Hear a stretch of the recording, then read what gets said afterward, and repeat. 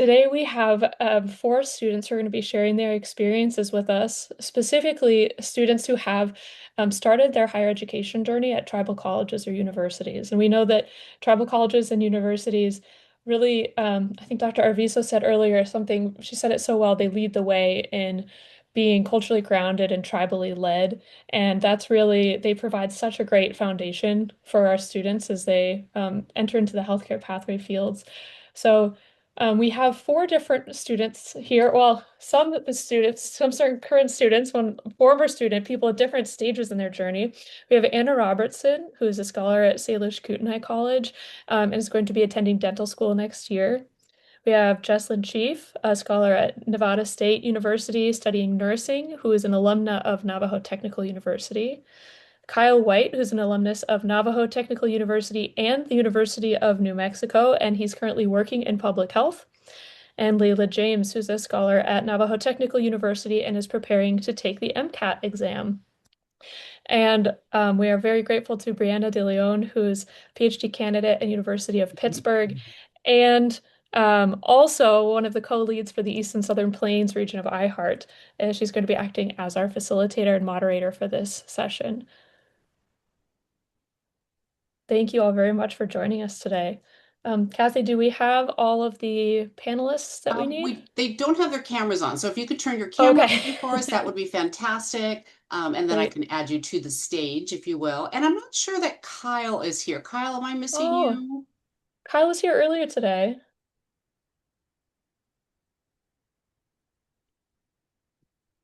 Nope, I don't think he's here.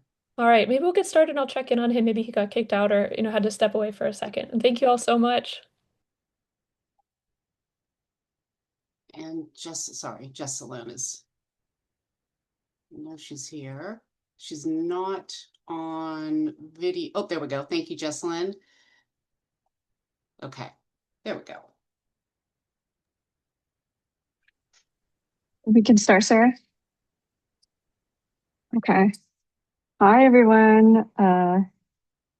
Greetings. My name is Breanna de Leon. I am Lipan Apache from Northern Mexico and Southwest Texas. Super excited to be here today with our wonderful panel of students. So I'll give everyone a second to introduce themselves, and then we will just sort of hop into the questions. And please feel free to just go one after the other, or you can popcorn if you feel so inclined to share with the next student. Layla, do you want to start? Yes, I can start. Can everyone hear me fine? Your audio is a little choppy, so let's try that again. Nope.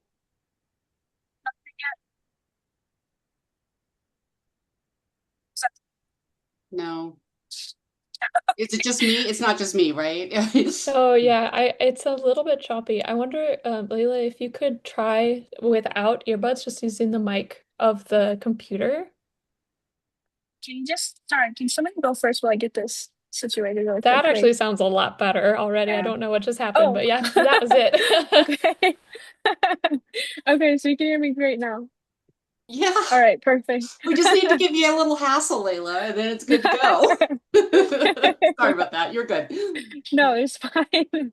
Jag är Layla Marie James Vinchak. Jag är Nishlan. Tobag na Adra Bushes Chin. Tobag Dasha Che. Tani Dasha Nale. Hi, everyone. I'm so honored to be here as a panelist. Thank you all for inviting me to speak with you all today. So again, my name is Layla Marie James. I currently graduated from Navajo Technical University in biology, and I am currently taking my gap year right now to um, sort of facilitate my MCAT preparation, as well as I want to get more clinical experience.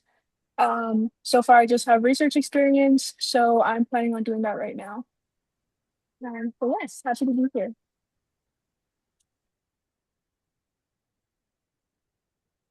I can go next. Hi, my name is Anna Robertson. I'm a Lutic from Woody Island up in Alaska.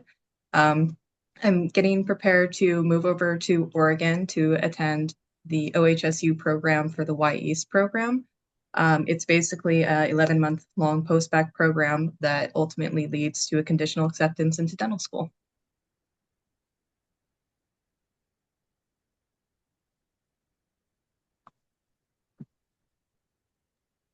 Jesslyn, you are on mute, so come on off of mute. Hi, everybody. Sorry. Hello, my name is Jesslyn Chief. I am a Navajo Technical University scholar. I majored in the biology program. I received my bachelor's in biology with Navajo Technical University, and I worked for a year for small business administration from home, and then I got accepted into a direct entry to nursing with University of Las Vegas of Nevada. It was a one-year graduate program. I graduated in 2024 and currently working on applying for my PhD in nursing with UNLV. And I recently accepted a contract in Reno, Nevada. And nice to meet you all, and thank you for inviting me to speak. Amazing. Super nice to meet all of y'all. And we'll just hop right into the first question. So, how did you determine the best fit for your next steps? Did you search by program, location, or other factors?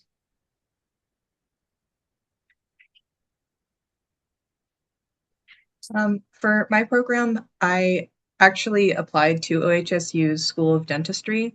My stats weren't the absolute best, and admissions actually reached out to me and informed me about the Y East pathway.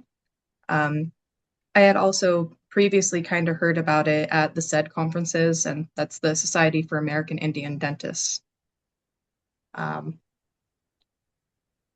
And yeah, I mean, the more I looked into the program, the more I really liked the values of OHSU, and I just decided that this was the pathway for me.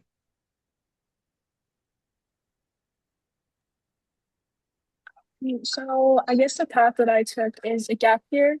So how I decided was sort of just a lot of self-reflection, and I did obtain a ton of mentors whenever I would travel for like I don't know if everyone's familiar with like SOCNIS or ACEs. I would go and try to get as many mentors as I could and speak to many students who were medical students at different booths and ask them, you know, this big question of did you take the gap year or did you just go straight in? Because I was sort of thinking like I think I just need to go straight in, but I don't feel prepared. But I'm kind of just thinking like I just gotta jump into it. I don't know if I'm going to ever feel prepared.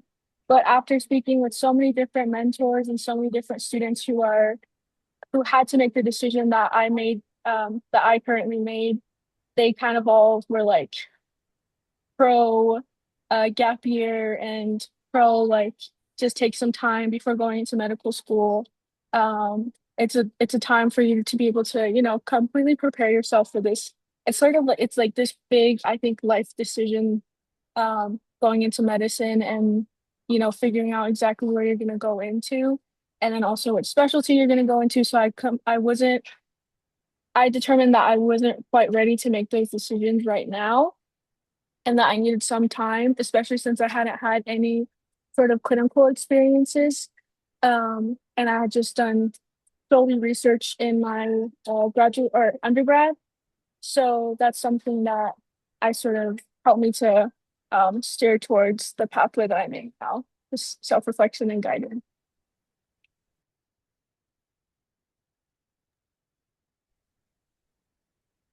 Thank you. And Jesslyn? Yes. When I graduated from Navajo Technical University, I was teaching in the biology program as a lab instructor. My passion was to go into nursing, and I was doing self-research, just applying everywhere. At that time, a lot of universities were opening up a new program where instead of going into a second bachelor's, you go straight into a master's program in nursing. And I had I contacted advisors through the universities, and they reviewed my transcripts with the from the school that I graduated from, Navajo Technical University. And a lot of the prerequisites that I took with Navajo Technical University did meet a lot of the prerequisites for a lot of universities throughout the states. And yeah, just a lot of self-research, contacting the university advisors, and the submitting transcripts to review my prerequisites. Yes, that's it. Thank you all for sharing. So thinking about, these schools, these programs that you're applying to, considering, did you visit any campuses? And if so, did you have any assistance planning those visits?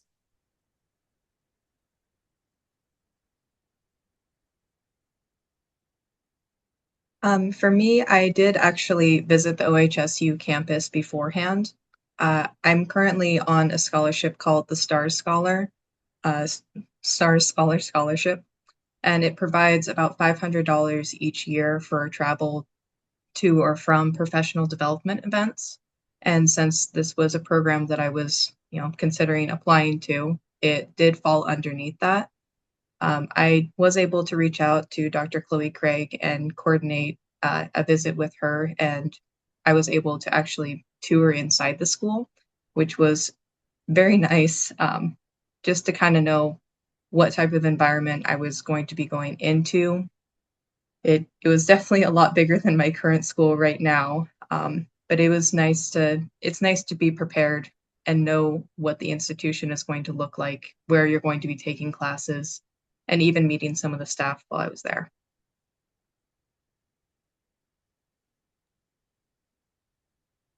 So I haven't exactly, I have top schools that I'm wanting to apply to. But of my top schools, I have visited a few of them. And that was mostly because I took advantage of summer REUs. So REU programs where I did research for 2 months and stayed there at those different universities. I kind of used that as time to explore, time to figure out, okay, is this where I want to come? Is this where I want to go to school?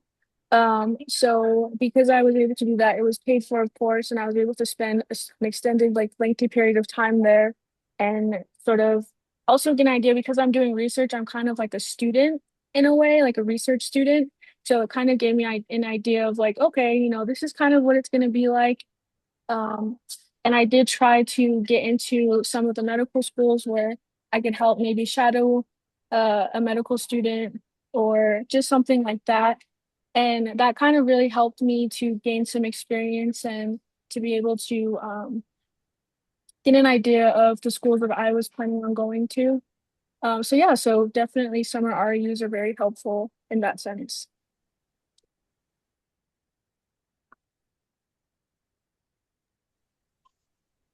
As for me, I'm a mother of 3 children.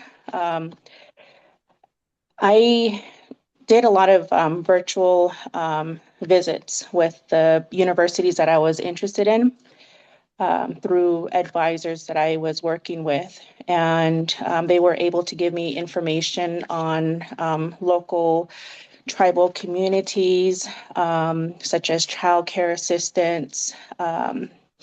I also contacted tribal reservations that were near the universities for any resources that I can refer to help me with childcare, scholarships, and it was helpful going through not only through the university, but contacting the local tribal reservations for resources in their areas. But a lot of virtual visits that I've done online. Thank you all. And okay, so we do have a question from the audience. So I'm hoping that you all can share more about how the different tribal colleges that you've come from have prepared you for your healthcare journey. Any supports or anything that they've done specifically to, I guess, prepare you for your next steps?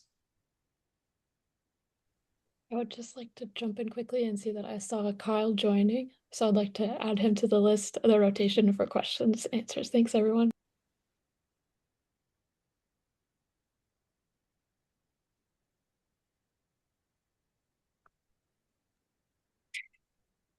I can go ahead and start with that question.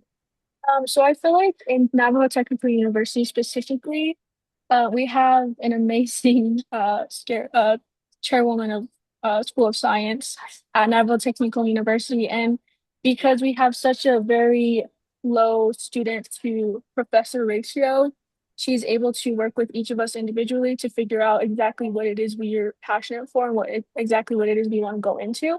So because of that, she really helps cater and bring different opportunities and different universities to us to help facilitate us in our path.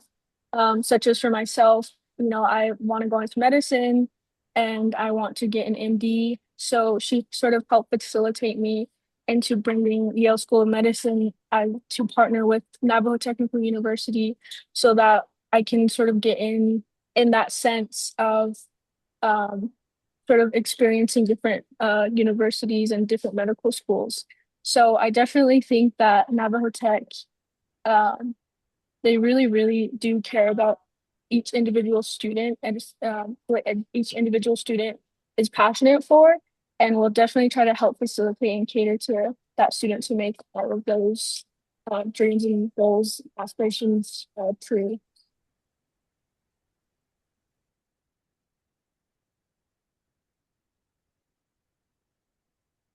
Thank you. Yeah, Anna, or oh, I guess. Oh, hi, Cal. Do you want to introduce yourself real quick before we have other students answer the question?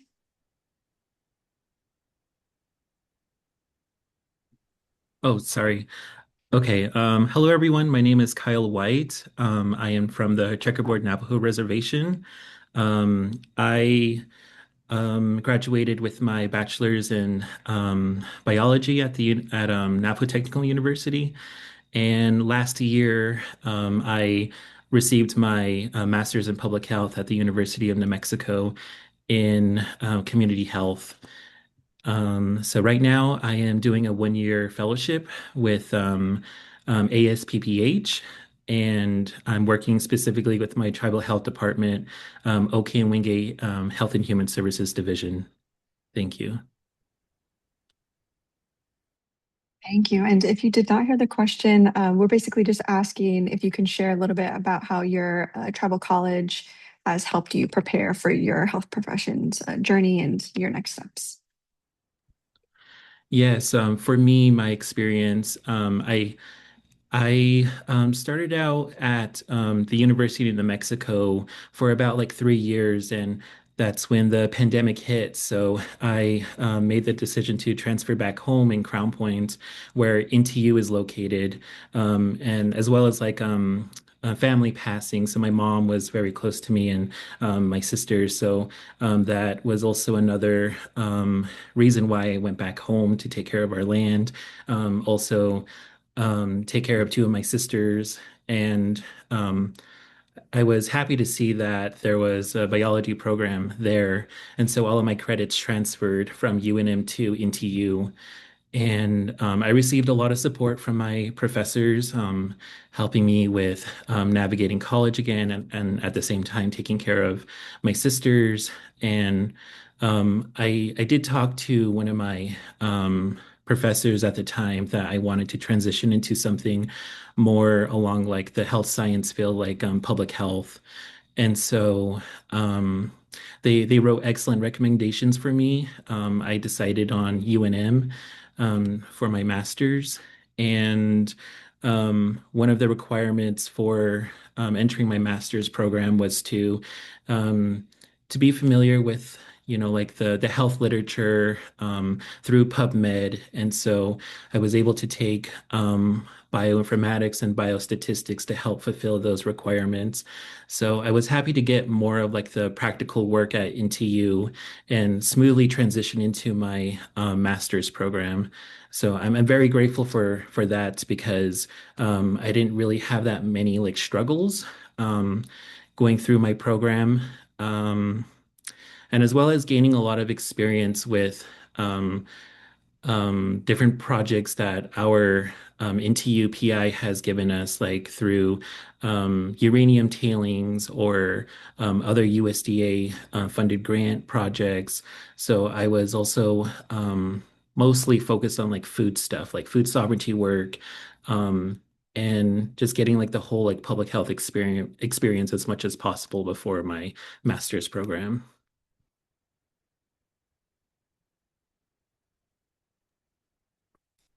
Thank you. Anna or Jesslyn, do you have anything that you want to share?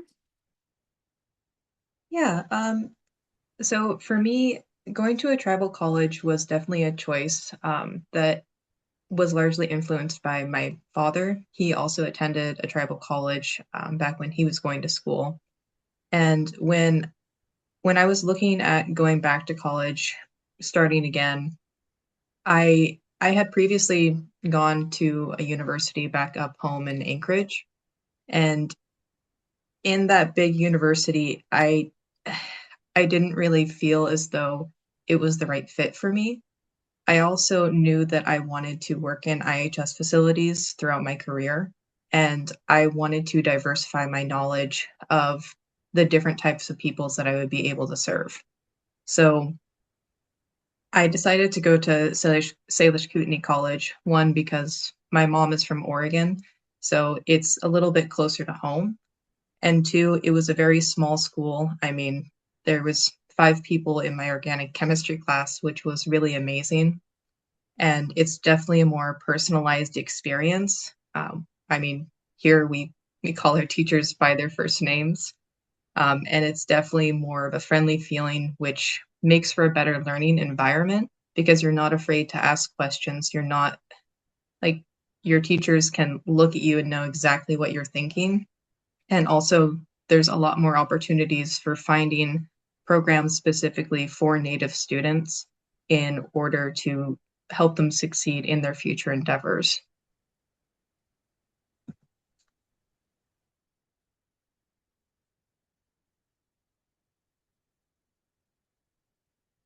Thank you. And Jesslyn, are you getting ready to share? Yeah, before entering a tribal college, I did go to a university for 2 years. And as a mother of 3 children, at that time I was about 6 months pregnant. And the tuition, financial, it was really hard for me to focus on my study. And doing research, I found Navajo Technical University, which was closer to home. The tuition was affordable, and there was a childcare on site, which was like a walking distance. There's a bus stop that stops at the student family housing, and it worked out perfectly for me as a student with Navajo Technical University. And I was able to fully focus on my studies while my kids attend school. My infant was attending childcare, and as far as entering a graduate program, what was different culturally was the expectations academically. Just a fast-paced program that we would have to, how you would say, the program being fast-paced was a shock for me compared to going to a Navajo Technical University where I was able to study every semester, but attending a fast-paced program, I had to, how you would say, I'm sorry, I would have to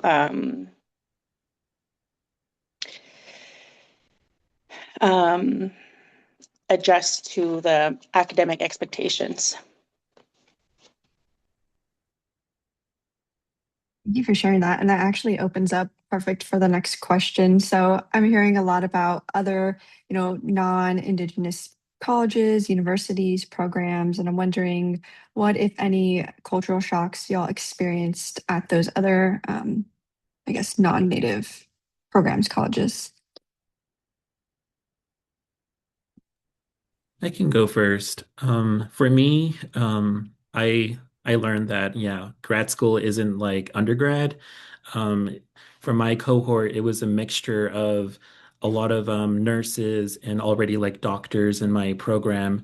Um, and there was probably about like three undergrads that transitioned to grad school, and I was like the only native person in my cohort. So there was not that much pressure because I had mentors, about like three faculty members who were native in my college. So I was able to get that like close mentorship with them and talk about native issues in public health.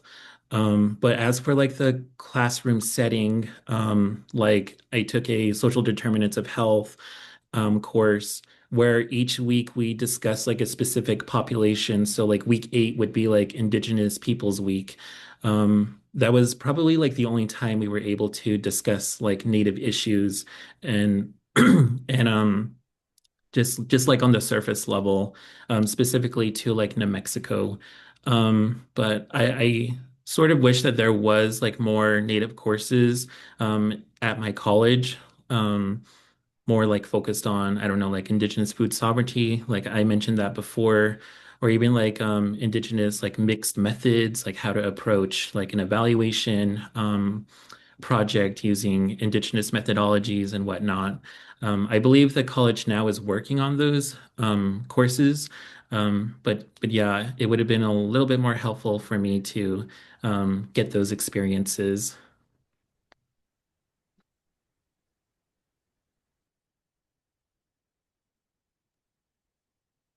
And I can go second. So the time that I've spent on different universities during the summers, I definitely did experience culture shock, growing up on the Navajo reservation, completely surrounded by Native Americans, everyone who completely similar to you, even like similar looking, similar experiences, the way we grew growing up and, the hardships and everything like that very similar. And then going to these large, huge cities where huge universities and mostly on the East Coast, and the East Coast enough is already a culture shock compared to growing up in the Southwest, not just on the reservation. But living on the East Coast for a while, definitely a culture shock because I was completely surrounded. Like there is no one here who I think can have any sort of like relatability to anything that I've gone through or that I can like find any sort of common ground to like talk to. So it was a little bit challenging, especially since I went like my when I was still like a teen going into my early 20s. So it was the first time I was away from home for so long.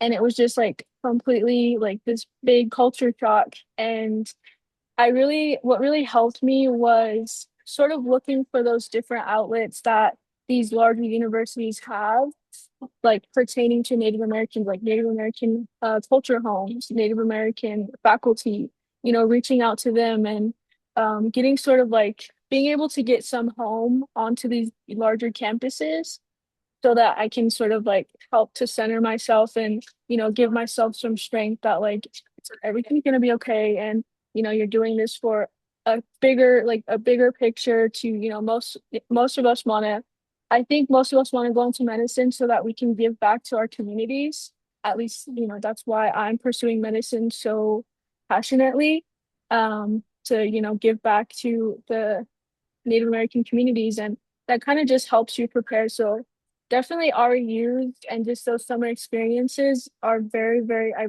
highly recommend them to give you a taste of, what that could be like, what that shot could be like, and allow you to learn for like a short amount of time because you're not going to be there for like that long of time. It's just for a summer.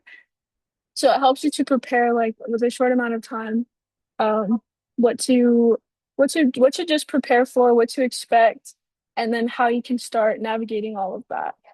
Um, so yeah.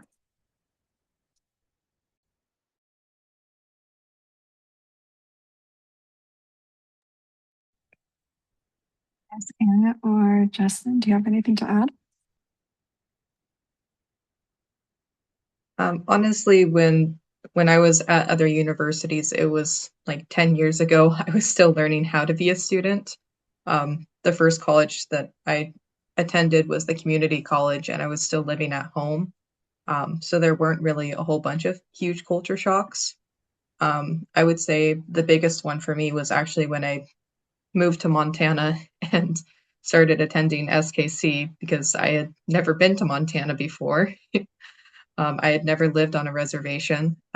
We don't really have reservations in Alaska. So seeing the difference in between how Alaska Natives and the native tribes of the continental US was very eye-opening.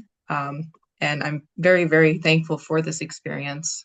Because again, I think it did help me understand the populations that I will one day serve. Um, in ways of like reconnecting to my home, my tribe has a really wonderful system where we have webinars. We there was what was the name of it? Basically, they sent out these little kits this one summer, and we would meet over webinar over Zoom because it's on a little island in Kodiak and very inaccessible. But we would do cultural activities together, like beading or making traditional recipes, and that kind of helped bring back a piece of home.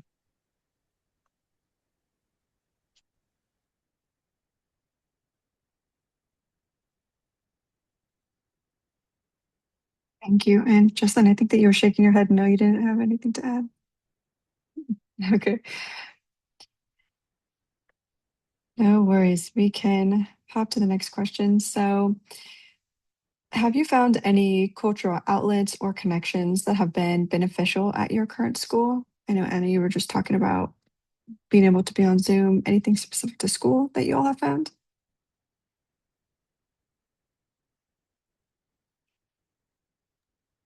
At this school specifically, there's a couple classes that I really wish I could have fit into my schedule that unfortunately just conflicted too much with my required curriculum. One of those, I think it was called Medicinal Plants of the Northwest, which I would have absolutely loved to taken. And then there's other things like, there's a hide tanning class or a beading class where you can learn the basics of these activities if maybe you didn't grow up with them or you didn't have someone to teach you growing up. So I think that's one of the really amazing benefits of a tribal college is that they incorporate that into their actual academic coursework. Um, and yeah. I think for me, we do have now an Indigenous Lobos for Wellness, like a cultural outlet and connection, like a network of um, faculty mentors and students and other alums to gather together at the University of New Mexico, specifically like the health science campus. So we're like divided between like North and Main campus. So the campus that we usually were going to was North.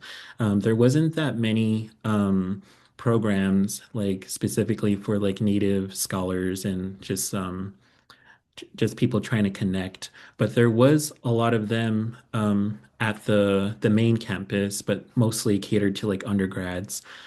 So I was fortunate to have one of my mentors design that program because of she had a similar experience at her other college, I believe, University of Arizona, where she co-designed like something similar to that and brought it here to New Mexico and at UNM. Um, I I was only like active for like about a year. I believe it's more active now since I've graduated, but we would basically just talk about, what it's like to navigate academia as Indigenous scholars and um, focus more on like the projects that we've been doing or invite other like guests that would come in and just overall, just share ideas and just have that comfortability that we sometimes lack in like the classroom or like the campus in general because we're like a small population at UNM health science.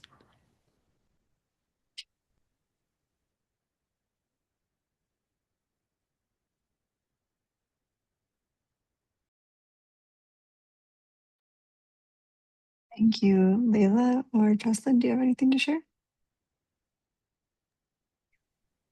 Um, I can just, I guess I can just share more about Navajo Tech. I forgot to mention that um, I'm went from student to staff, so I'm currently staff now at Navajo Technical University. I'm a research assistant. I'm finishing up a uh, project that I started as during my undergrad, and I'm currently in the manuscript writing process. So I'm hoping to get that completed um, during my time here, during my gap year. So I'll just sort of like, advocate for Navajo Technical University. So we definitely do have a ton of cultural outlets. Everything at Navajo Technical University is very like, Navajo to like cultural, very like the core and the foundation of Navajo Technical University is, the Navajo culture. So we have classes from like weaving and beading, Navajo language, and our mission statement and our philosophy is completely in Navajo as well. Navajo, Navajo like wisdom, Navajo philosophy based. So definitely, we do definitely have um, all of those outlets for the culture.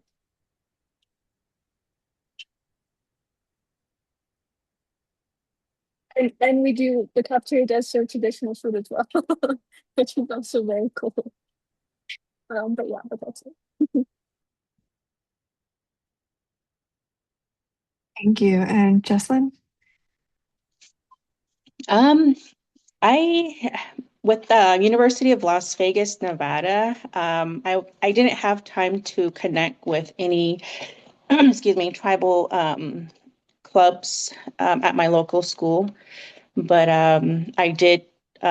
There were tribal community centers that I found events such as sewing, beading, powwows, yard sales and just going online on media, social media, and becoming part of a Native American group in your local area.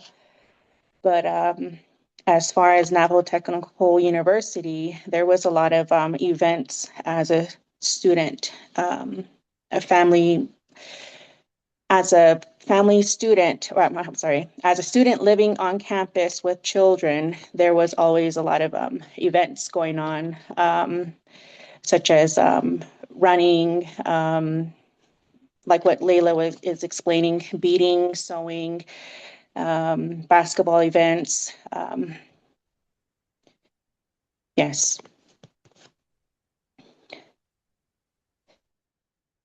Thank you all. And Sarah, do we have time for one more question or should we let the We have audience time ask for one more questions? question. We have time for one more, yeah. Okay. So, last question here, everyone. How can four-year institutions support students in their transition, either from tribal community college to university, or even perhaps onto your next program once you've finished university?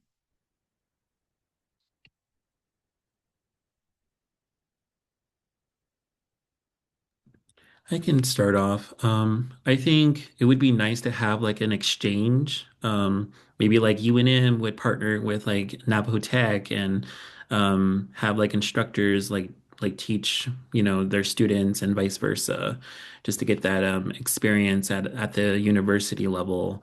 And maybe like center it more on like indigenous methodologies or maybe just come up with like a community like project together. I think that would be nice.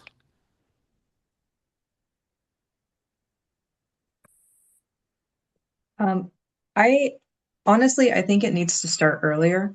I think these local four-year universities, or these four-year colleges need to be reaching out to the high school and even to the middle school individuals. A large problem in dentistry is that, especially like in indigenous populations, is that most people don't think that they can go all the way. They don't imagine themselves as dentists, as healthcare professionals. So I think starting earlier and accessing our youth and our children and showing them like, hey, people from our home are going to these colleges, they're being successful, and they started here. Um, you know, we have a really big focus on undergraduate research here. I know that my professor, Dr. Comstock, he would be ecstatic to have exchange students from other tribal universities. So I think an idea of an exchange program would be absolutely wonderful, but I really think that it needs to start sooner.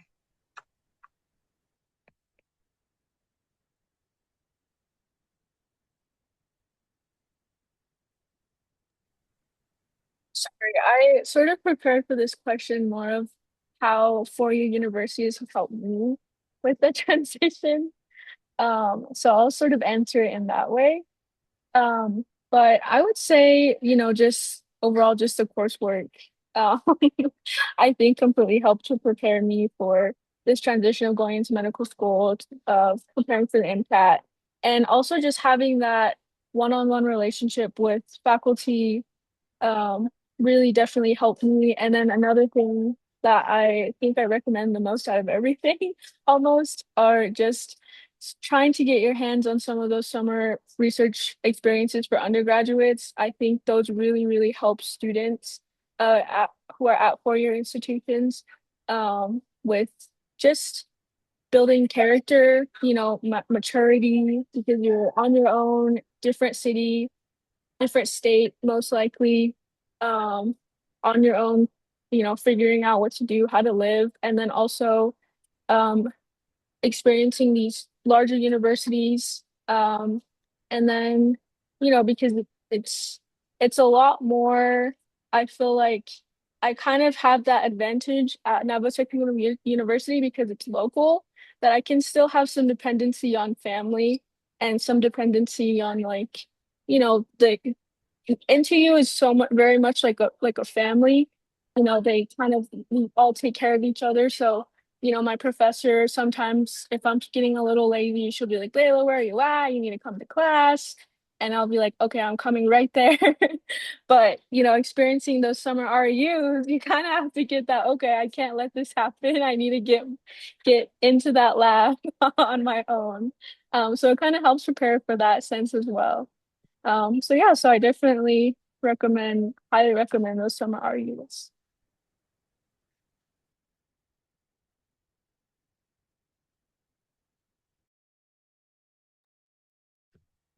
Thank you. And Jesslyn, do you have anything to add before we wrap up? All right, then I think that is everything. Thank you all so much for everything that you shared and, just inspiring the next generation of Indigenous scholars, whatever their healthcare field is. I think that they'll look back at this YouTube video and just be really excited to see that, we're represented across all these healthcare professions. Absolutely. Thank you all so much. And thank you also, Breanna, for moderating that conversation. I know that we didn't get to all of the, I think, 20 some questions that were submitted by registrants. So obviously, there's a lot of interest here for further conversation. And thank you all so much for sharing your experiences and your stories with us. We really appreciate it. And there's definitely more to learn. And it also, I mean, we couldn't have gotten better promotion for these for our undergrad, for especially for Salish Kootenai and Navajo Tech during these, really made those programs very proud. So thank you all so much. I'm going to pass it off once more to our iHeart National leaders to wrap up today and give us some reminders about tomorrow. Thank you, Sarah. I want to do a shout out to that last panel. It seems to me that's my favorite student panel that we've ever had, and we've had a lot of student panels. So thanks to all of you, really powerful talks. I want to go ahead and focus on you while we're closing out the day.